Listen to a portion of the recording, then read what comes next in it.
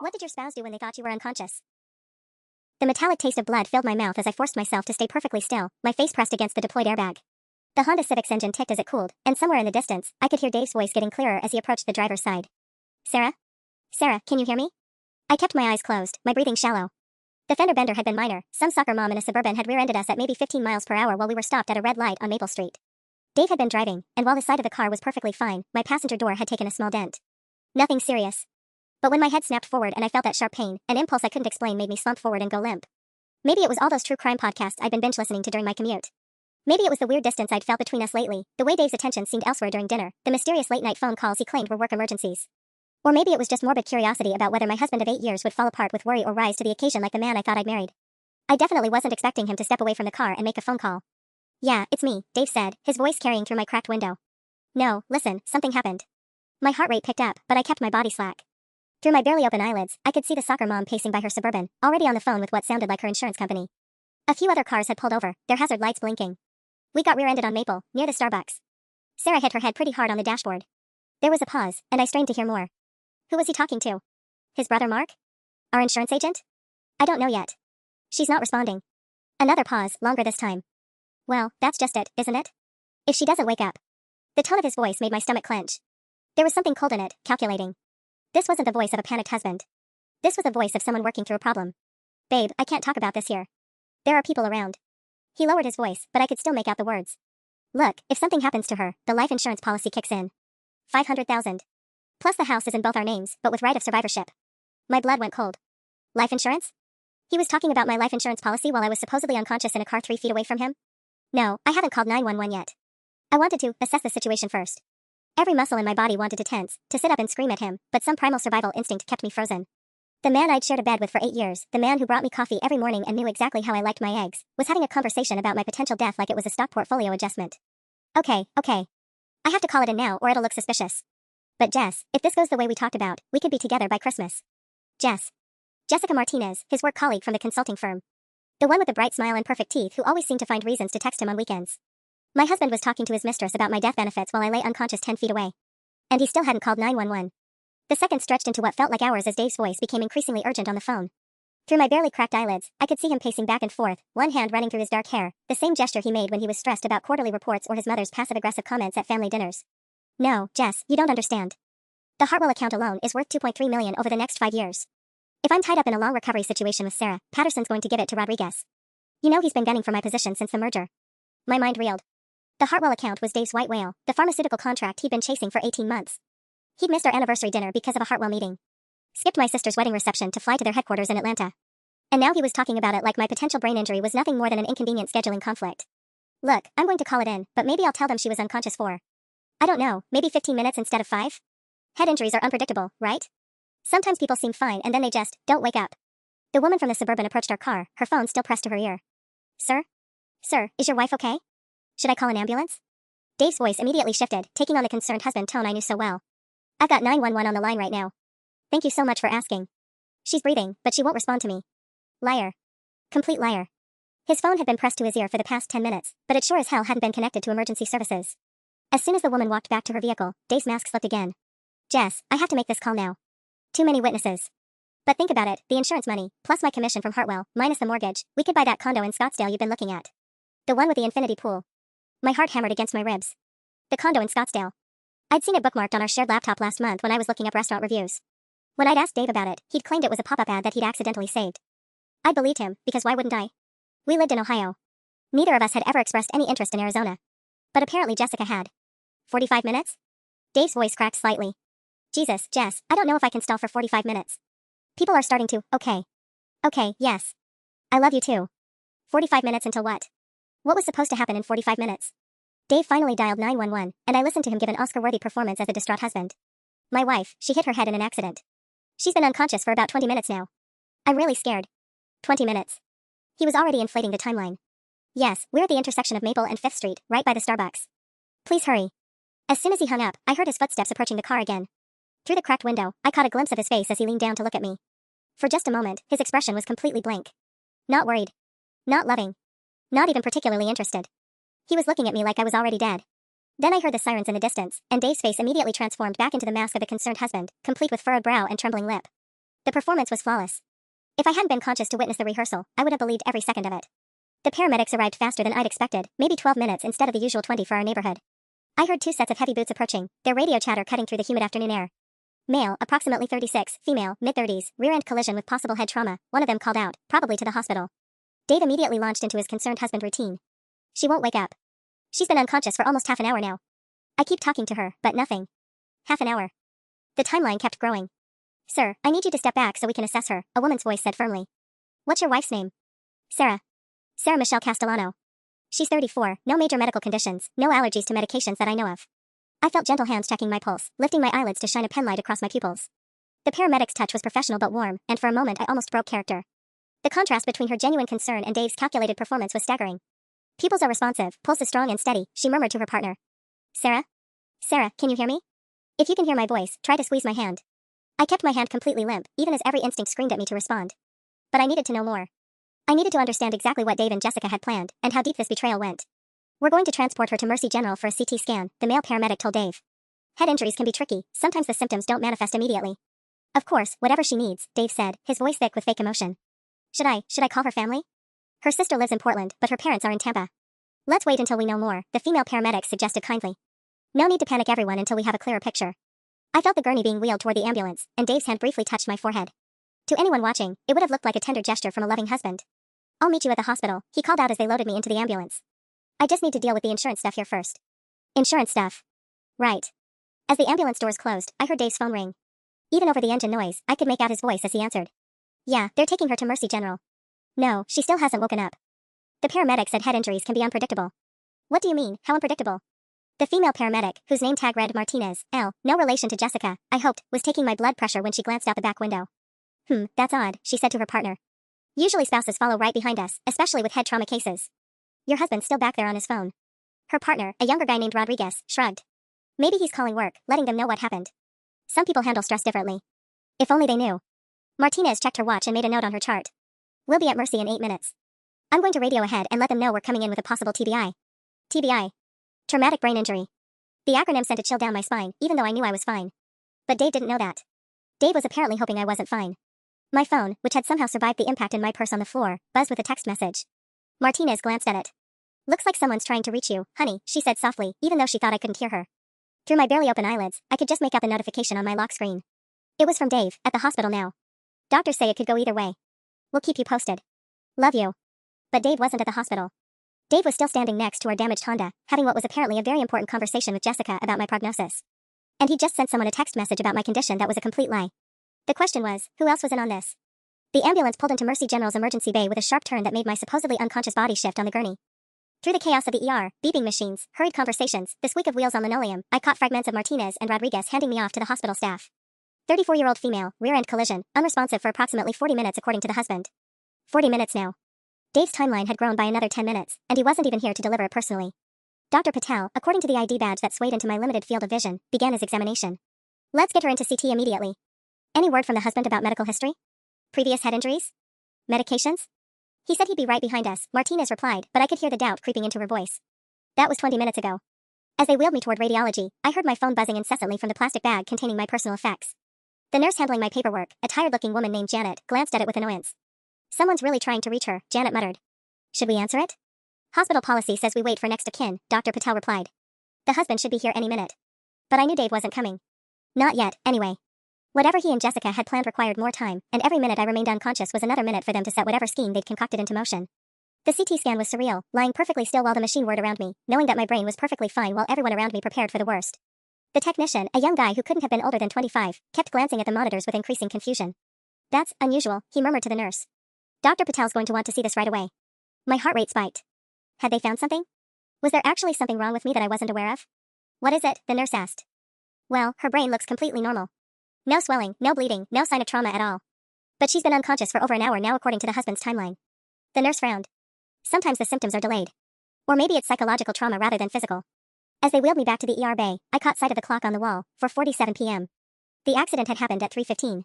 Dave had told the paramedics I'd been unconscious for 30 minutes, which would have meant I'd lost consciousness at 2:45, 15 minutes before the accident even occurred. His story was falling apart, and he wasn't even here to maintain it. Dr. Patel was reviewing my CT results when Janet approached with my still buzzing phone. Doctor, she's received 17 text messages and 9 missed calls in the past hour. The husband still hasn't arrived, and I'm starting to think we should contact someone else. Let me see those messages, Dr. Patel said, his brow furrowing. If she's getting this much contact, maybe someone can provide better medical history. Through my barely cracked eyelids, I watched Janet scroll through the lock screen notifications. Her expression shifted from professional concern to something approaching alarm.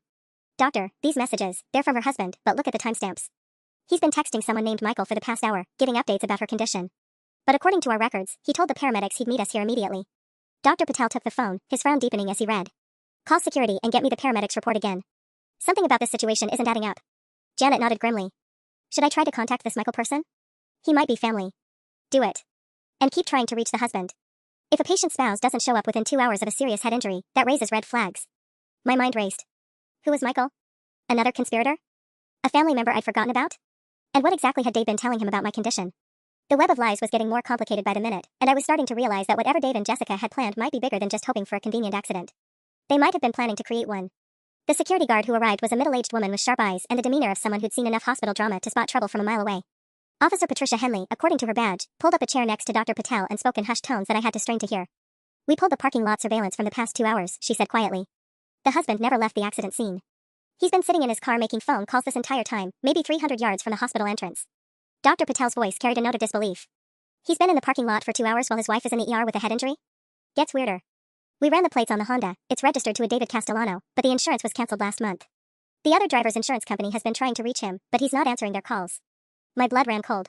Our car insurance had been cancelled? Dave handled all our insurance policies through his firm's group plan. I'd trusted him completely with our finances, even giving him power of attorney last year when he'd convinced me it would be easier for tax purposes since his income was higher. How much of our financial life had he been systematically dismantling without my knowledge? Janet returned with an update that made my stomach clench even tighter. I reached Michael Castellano, he's the patient's brother-in-law, lives in Denver. But here's the thing, he says Dave called him 3 hours ago, before the accident, telling him that Sarah had been in a serious car crash and was in critical condition. The room fell silent except for the steady beeping of medical equipment. 3 hours ago? Dr. Patel repeated slowly. But the accident was reported at 3:17 p.m. It's now 5:23. Michael's already booked a flight, Janet continued. He's been calling his brother Dave back for updates, but Dave's not answering. The text messages on her phone are Michael trying to get more information about Sarah's condition. Officer Henley leaned forward. Doctor, in my experience, when family members get notified about accidents before they happen, we're not dealing with an accident anymore. The words hung in the air like a death sentence. Dave hadn't just been hoping I'd die in a convenient car crash, he'd been planning to ensure that I did. The soccer mom in the Suburban had accidentally rear-ended us before Dave could orchestrate something far worse. I thought about all those late nights he'd claimed to be working on the Hartwell account. The mysterious phone calls he'd taken in the garage. The way he'd been encouraging me to increase my life insurance coverage just last month, suggesting we bump it up to $1 million just to be safe now that the housing market was so volatile. There's more, Officer Henley said grimly. We contacted the responding paramedics. They said the husband seemed unusually calm during the entire interaction, and that he specifically asked them about protocols for patients who don't regain consciousness. Wanted to know about decision-making procedures for medical care, power of attorney, that sort of thing. Dr. Patel stood up abruptly. I'm calling the police. This patient needs protective custody, and we need to reassess everything about this case. Janet, I want you to document every single inconsistency in the husband's story. As they prepared to make their calls, I heard the distinctive sound of Dave's voice in the hallway, finally putting in his appearance as a distraught husband. His timing was impeccable, arriving just as the hospital staff was beginning to unravel his carefully constructed web of lies. Excuse me, I'm looking for my wife, Sarah Castellano? She was brought in from a car accident about 2 hours ago? His voice carried perfectly through the thin ER curtains, hitting every note of worried spouse anxiety. If I hadn't witnessed his cold calculation firsthand, I might have been moved by the raw emotion he was projecting. But I had witnessed it. And now I was about to find out just how far my husband was willing to go to cash in on my death. The moment Dave's voice echoed through the ER, I felt Dr. Patel's hand gently touch my shoulder. Sarah, if you can hear me, you need to know that we're going to keep you safe, he whispered so quietly that only I could hear. Something is very wrong here, and we're not going to let him near you until we figure out what's happening. Through the curtain, I could hear Dave's performance beginning in earnest. I'm so sorry I'm late. I had to deal with the police report, and then my phone died, and I couldn't find parking. How is she? Please tell me she's okay. Janet's voice was professionally neutral but notably cooler than it had been with the paramedics. Mr. Castellano? We've been trying to reach you for over 2 hours. Your wife's brother-in-law Michael has been calling frantically. There was a pause. I could practically hear Dave recalculating. Michael? How did? I mean, yes, I called family to let them know. I probably should have waited, but I was just so scared. You called him 3 hours ago, Officer Henley's voice cut through Dave's explanation like a blade. According to the phone records, you contacted Michael Castellano at 2:43 p.m. to report that your wife had been in a serious accident. But the accident wasn't reported until 3:17 p.m. The silence stretched for what felt like an eternity. When Dave finally spoke, his voice had lost some of its desperate husband quality. That can't be right. I must have called him after the paramedics left. Maybe the phone records are showing the wrong time zone? Michael's in Denver, so. Phone records don't work that way, sir, Officer Henley replied flatly.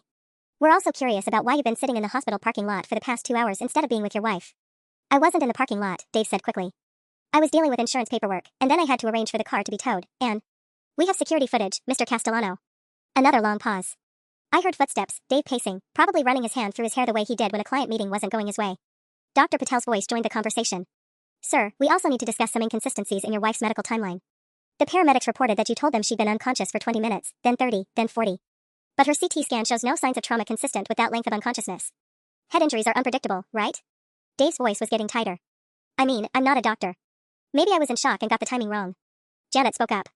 We also discovered that your car insurance was canceled last month. The other driver has been trying to reach you about liability coverage. I could practically feel Dave's panic through the hospital walls. His carefully constructed plan was unraveling faster than he could spin new lies to cover the holes. Look, I don't know what you people think is going on here, Dave said, his voice taking on an edge I'd heard him use with difficult clients, but my wife is lying unconscious in there, and instead of focusing on her medical care, you're interrogating me like I'm some kind of criminal. Are you? Officer Henley asked simply. The question hung in the air like smoke. Through my barely open eyelids, I could see Dr. Patel checking his watch and making notes on my chart. He was buying time, keeping Dave talking while whatever backup he'd called for arrived. I want to see my wife, Dave demanded. Now. You can't keep me away from her. Actually, Dr. Patel replied calmly, until we can verify some discrepancies in your statements, we can absolutely keep you away from her. Hospital security protocols are very clear about protecting patients when their safety might be at risk. The word safety seemed to trigger something in Dave. His voice, when it came back, was completely different, colder, more controlled. The mask of the grieving husband had finally slipped completely. You have no right to keep me from my wife. I'm her emergency contact. I have power of attorney. And if you don't let me see her right now, you'll be hearing from my lawyers. There it was. The real Dave Castellano, finally showing his face. But Dr. Patel wasn't intimidated. Mr. Castellano, we've contacted the police, and Detective Morrison from the fraud unit is on his way. We've also been in touch with your wife's sister in Portland, who had some very interesting things to say about recent changes to your wife's insurance policies. My sister Emma. Of course they'd called Emma. She was still listed as my emergency contact on my old medical forms from before I got married. Emma, who'd never liked Dave, who'd told me at our wedding that something about him felt off but couldn't put her finger on what. What did Emma tell you? Dave's voice was barely controlled now. She mentioned that Sarah called her last week, concerned because you'd been pressuring her to update her will, Janet said. Something about adding a clause that would transfer all assets immediately upon death, bypassing probate. Emma thought it was strange timing, since Sarah had just increased her life insurance to $1 million. $1 million. He'd actually convinced me to do it. I remembered that conversation now. Dave had been so persuasive, talking about protecting our future, making sure I'd be taken care of if anything happened to him. He'd made it sound romantic, like he was worried about my financial security. I'd signed the papers without even reading the fine print. Emma also mentioned, Officer Henley continued, that Sarah had been asking questions about community property laws in Ohio. Specifically, what would happen to jointly owned assets if one spouse died versus if they divorced. My heart clenched. I had been researching divorce law, late at night when Dave was supposedly working on the Hartwell account. Not because I was planning to leave him, but because I'd been trying to understand why he'd been so insistent about restructuring our finances. I'd wanted to surprise him by being more knowledgeable about our investments, to show him I could be a better partner in managing our money. Instead, I'd accidentally been researching the very laws he was planning to exploit. Where's Jessica Martinez right now, Mr. Castellano? Dr. Patel asked quietly. The question landed like a bomb. Dave went completely silent. We called your office, Janet explained. Your colleagues were very helpful. Jessica Martinez requested emergency time off this afternoon, effective immediately. Something about a family crisis in Arizona. Specifically, Scottsdale. The condo. The condo with the infinity pool that Dave had discussed while I lay unconscious in our car. They also mentioned, Officer Henley added, that you've been working late nights with Jessica on a special project for the past 3 months.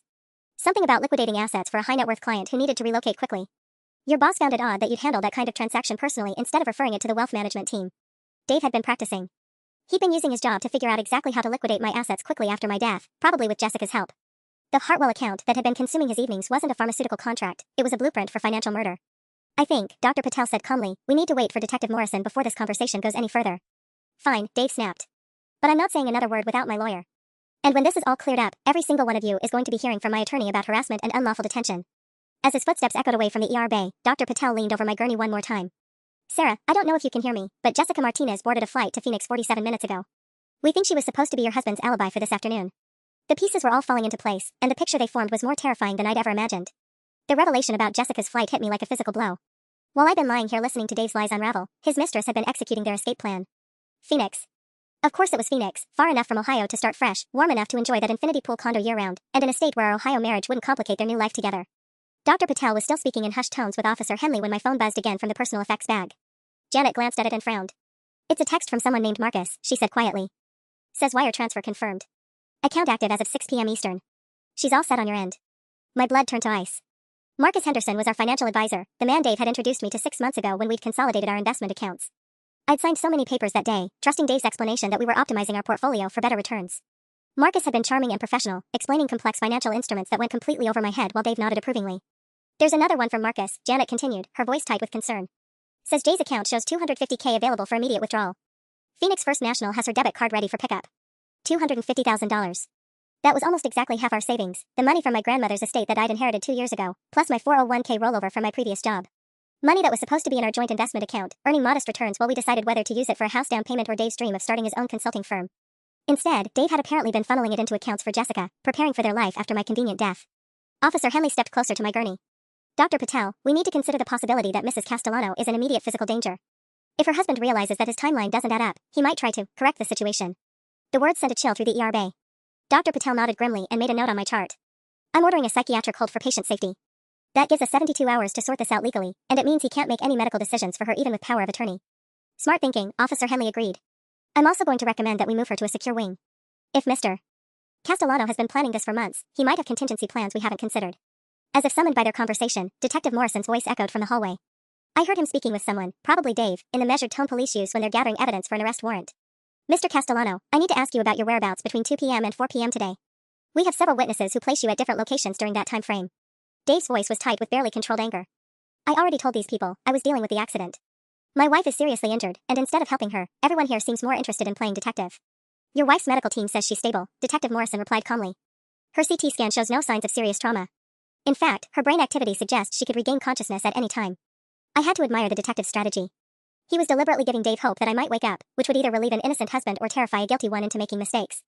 What do you mean, regain consciousness at any time? Dave's voice cracked slightly. The paramedic said. I thought head injuries were unpredictable.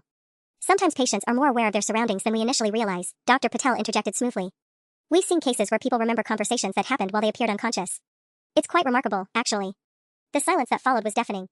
Dave was processing the possibility that I'd heard everything, his phone calls with Jessica, his casual discussion of my life insurance policy, his complete lack of concern for my actual well-being. When he finally spoke, his voice was barely above a whisper. When will you know for sure if she heard anything? And there it was. The question that revealed everything. An innocent husband would have asked when I'd wake up, or if I was going to be okay. A guilty one asked if I'd heard enough to destroy him. Detective Morrison's question hung in the air like a loaded gun. Mr. Castellano, can you explain why your wife's phone shows a deleted text thread with someone named Phoenix Realtor from this morning? Our tech team was able to recover some interesting messages. My heart hammered against my ribs. Dave had been in contact with a realtor? This morning, before the accident that was supposed to kill me? I don't know what you're talking about, Dave said, but his voice had lost all its earlier conviction. Sarah handles most of we don't have any business in Phoenix.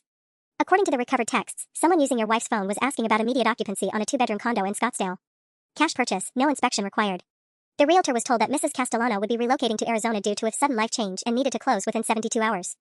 Through my barely open eyelids, I could see Dr. Patel making rapid notes on his tablet. The evidence was mounting so fast that even Dave couldn't spin lies quickly enough to cover his tracks. The realtor also mentioned, Detective Morrison continued, that Mrs. Castellano specifically requested a property with pool access for 2 adults and asked about Arizona's marriage laws for out-of-state residents.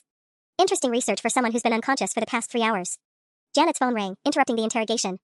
She answered quietly, then approached Dr. Patel with an expression of barely contained shock. Doctor, that was First National Bank's fraud department.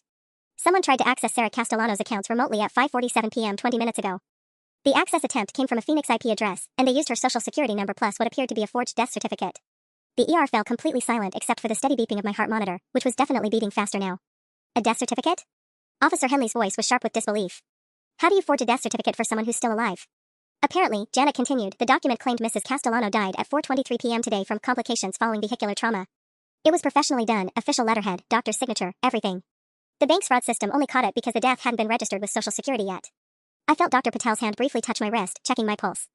Mr. Castellano, he said quietly, would you like to explain how someone in Phoenix obtained your wife's personal information and a fake death certificate while she's lying alive in our ER? This is insane.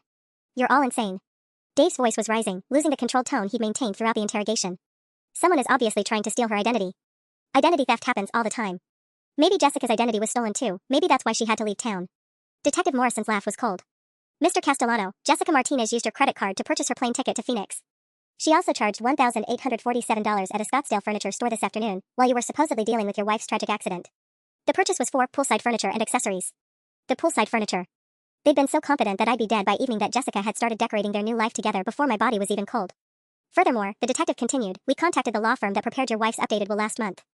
Interesting coincidence, Jessica Martinez was listed as a witness to the signing, which means she was present when your wife signed documents leaving everything to you upon her death. The lawyer remembered her because she asked very specific questions about how quickly assets transfer in cases of accidental death.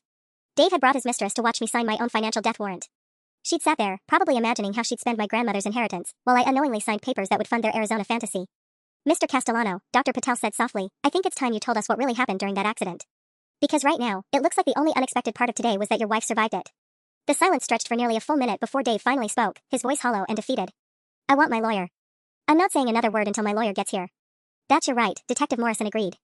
David Castellano, you're under arrest for conspiracy to commit insurance fraud and attempted murder. You have the right to remain silent.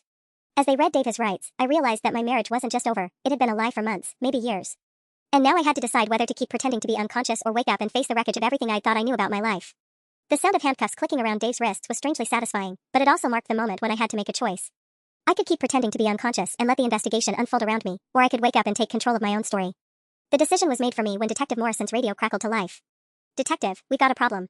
Jessica Martinez never boarded that Phoenix flight. TSA has no record of her passing through security, but her phone's GPS shows she's still in the Columbus area. Last ping was from the Riverside Industrial District about 40 minutes ago. My blood ran cold. The Riverside Industrial District was where Dave's consulting firm had a storage facility for client files. It was also, I realized with growing horror, where he'd taken me on a romantic drive just last week, claiming he wanted to show me the sunset over the Scioto River. He'd been scouting locations. She's not running, Detective Morrison said grimly. She's finishing the job. Dr. Patel's voice cut through my panic. What job? The husband's in custody. Think about it, Detective Morrison explained. They've already moved the money, forged the death certificate, and Jessica's got access to everything. But they need an actual body to make it stick. Right now, Sarah's alive and can expose everything. That makes her the only loose end. Officer Henley stepped closer to my gurney. How would Jessica know we figured out their plan? Dave's been in custody for 12 minutes, Detective Morrison checked his watch. Long enough for someone monitoring police scanners to realize the operation went sideways. If Jessica's been listening to emergency frequencies. A new voice interrupted from the hallway, Janet, speaking rapidly into her phone. Security, we need immediate lockdown of the ER. We have a potential threat to patient safety. Yes, armed security. Now. Through my barely cracked eyelids, I watched Dr. Patel grab his tablet and start typing frantically. I'm moving Sarah to the secure wing immediately. If someone's coming for her, they won't get past our cardiac ICU protocols. But as they prepared to transfer me, my phone buzzed one more time. Janet glanced at the screen and her face went pale. The message is from Sarah's number, she said slowly. But it says Dave, change of plans. Meet me at Mercy General, room 237. Bring the forms. J. Detective Morrison grabbed the phone. That's Jessica using Sarah's phone. She's got access to her accounts, her messages, everything. She's been impersonating her all day. Room 237, Dr. Patel said urgently. That's 3 doors down from here. It's empty, we're renovating that wing. The realization hit everyone simultaneously. Jessica wasn't planning to kidnap me or attack me in some remote location. She was already in the hospital, probably had been for hours, waiting for Dave to bring me to her. She's been watching everything, Officer Henley breathed. She knows exactly where Sarah is, what condition she's in, and now she knows Dave's been arrested. Detective Morrison was already calling for backup when the lights in our section of the ER flickered and went out. Emergency lighting kicked in a second later, bathing everything in an eerie red glow. That's not a power failure, Dr. Patel said quietly. Someone cut the main electrical feed to this wing. In the distance, I heard the distinctive sound of a door alarm being triggered. Someone had just entered the hospital through an emergency exit. She's not coming to room 237, Detective Morrison realized. She's coming here. Right now. That's when I finally opened my eyes and sat up, because playing dead was no longer an option. Then let's be ready for her, I said. The moment I sat up and spoke, the entire ER seemed to freeze. Dr. Patel nearly dropped his tablet, Janet gasped audibly, and Detective Morrison's hand instinctively moved toward his weapon. Jesus Christ, Officer Henley breathed. How long have you been conscious? Since the accident, I said, my voice hoarse from hours of controlled breathing. I heard everything. Every phone call, every lie, every detail of their plan to kill me. Detective Morrison was already pulling out his phone. We need that backup now. And someone needs to check the security feeds for the past 4 hours. If Mrs. Castellano was conscious this whole time, she can identify exactly when Jessica Martinez entered the building. Dr. Patel was shining his penlight in my eyes, professional concern overriding the shock. Sarah, are you experiencing any dizziness, nausea, or confusion? You've been motionless for nearly 4 hours. I'm fine, I said, swinging my legs over the side of the gurney. But we need to talk about Marcus Henderson. He's not just our financial advisor, he's been helping them move money for months. Those text messages about wire transfers? He's been stealing from me piece by piece, probably skimming from our investment returns and hiding it in accounts Jessica could access. Janet was frantically typing notes. How much money are we talking about? Our joint savings showed $847,000 last time I checked, but that was 3 months ago. Dave always handled the statements, said he was optimizing our portfolio for better growth. I felt sick thinking about how easily I trusted him.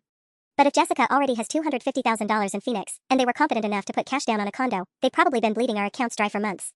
The emergency lighting flickered again, and somewhere in the distance, I heard the distinct sound of a hospital door being propped open, the kind of sound that meant someone was creating an escape route. Detective Morrison's radio crackled. Detective, we've got eyes on a woman matching Jessica Martinez's description in a hospital parking garage, level B2. She's carrying what appears to be a medical bag and wearing scrubs with a Mercy General ID badge.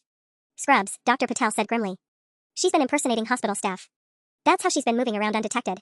I thought about all those times Dave had come home with stories about his work colleague Jessica, how she was so detail-oriented, so good at solving complex problems for their clients. She'd probably been studying hospital protocols for weeks, learning exactly how to blend in and access restricted areas.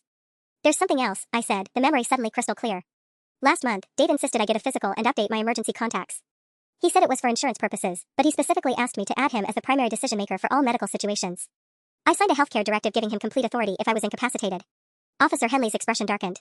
Which means if you'd actually been unconscious, he could have refused treatment, discontinued life support, anything he wanted. The perfect murder, Detective Morrison muttered. Car accident, delayed medical care, healthcare directive allowing him to let her die naturally. No investigation, no suspicion, just a tragic loss and a grieving widower inheriting everything. My phone, still in Janet's hands, lit up with an incoming call. The display showed Dave mobile, but we all knew Dave was in custody. That's Jessica using his phone, I realized. She's probably trying to figure out why he didn't meet her in room 237. Detective Morrison nodded to Janet. Answer it. Let's see what she says. Janet swiped to accept the call and put it on speaker. Jessica's voice, tight with barely controlled panic, filled the ER bay. Dave, where the hell are you? I've been waiting for 20 minutes. The night shift change happens in 40 minutes. We need to move her now or we'll miss our window. The casual way she discussed moving my unconscious body sent chills down my spine.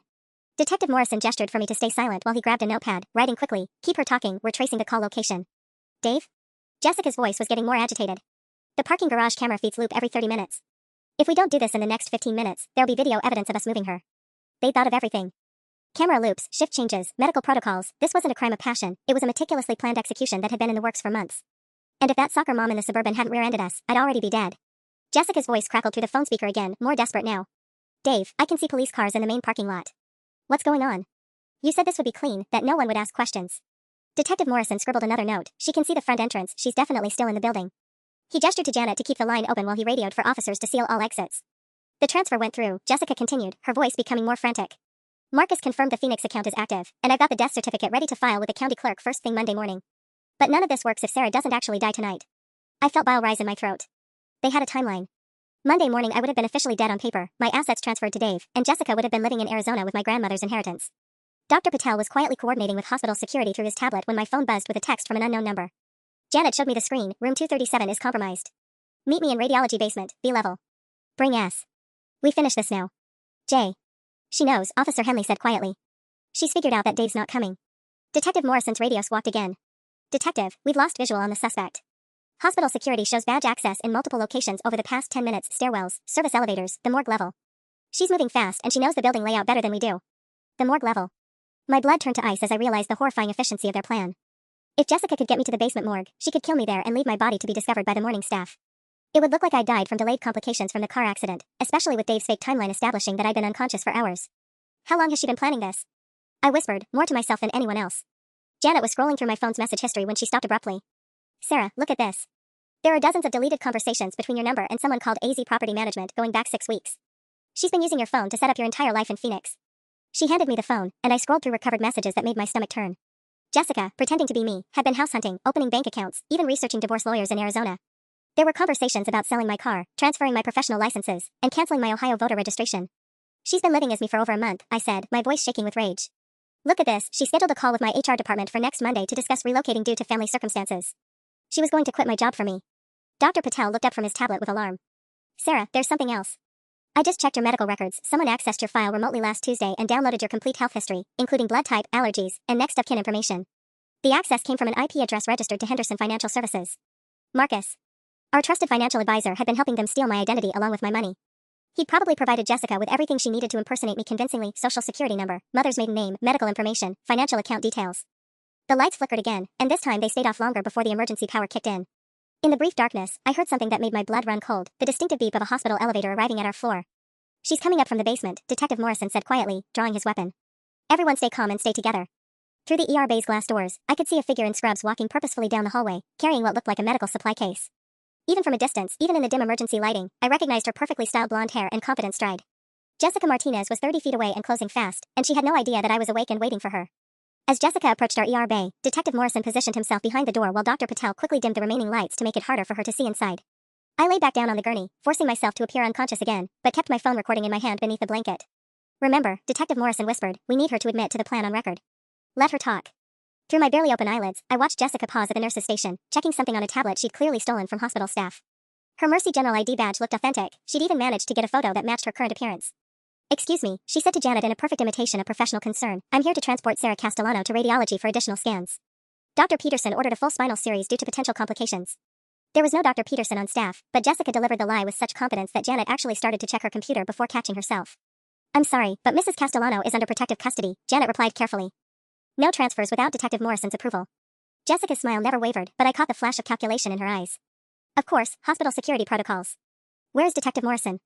I need to coordinate the timing with our equipment availability. He's investigating irregularities in Mrs. Castellano's case, Dr. Patel interjected smoothly. Something about financial fraud and identity theft. Very serious charges. For just a moment, Jessica's professional mask slipped. Identity theft?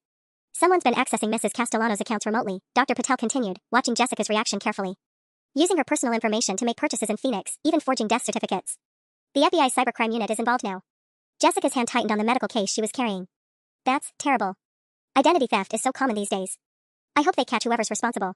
Officer Henley emerged from behind the curtain, her badge clearly visible. Ms. Martinez, isn't it? We've been looking for you. The name hit Jessica like a physical blow. Her composed expression crumbled for a split second before she tried to recover. I think you have me confused with someone else, she said, but her voice was higher now, strained. I'm Lisa Patterson, radiology transport. Funny thing about hospital security cameras, Officer Henley continued conversationally. They caught some interesting footage of Lisa Patterson using David Castellano's credit card in the cafeteria 3 hours ago.